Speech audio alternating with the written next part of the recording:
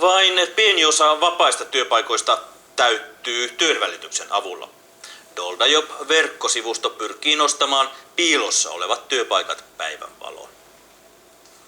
Tämä Doldajob on yksi sivu, missä kaikki nämä piilotetut työpaikat voi samlata upp Ruotsista.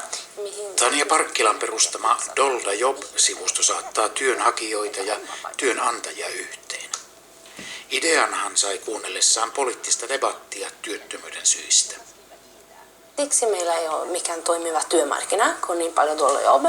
Se on siksi, kun meillä on niin korkea työttömyysaste, kun on niin monta Doldajob. Ja se on siksi ihmisillä on niin vaikea löytää itselle työpaikkaa tänä päivänä, kun on niin paljon näitä Doldajob. Ja se on edes vaikea löytää työpaikkaa työn välityksen kautta.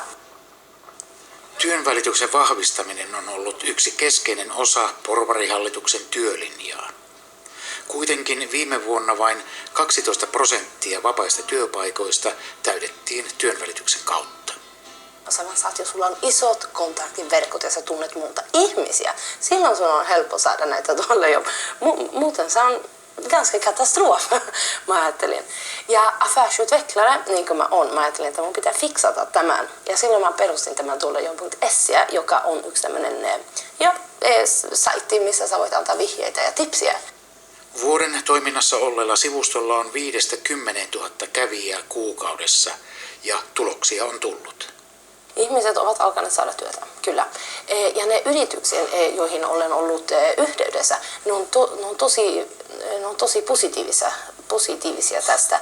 Eikö se tarkoittaa usein, että ne työnhakijat, jotka on löytänyt työtä minun kauttani, tai ne työnhakijat, jotka on löytänyt tuolta jobbia, etsinyt niitä ja saanut tuolta job, ne usein laittaa enemmän energiaa se työn hakkuun. Ja sehän tarkoittaa, että ne laittaa saman energiaa sitten sinun firmaan ja sinun yritykseen. Ja se on todella oikein hyvä. Ja sitten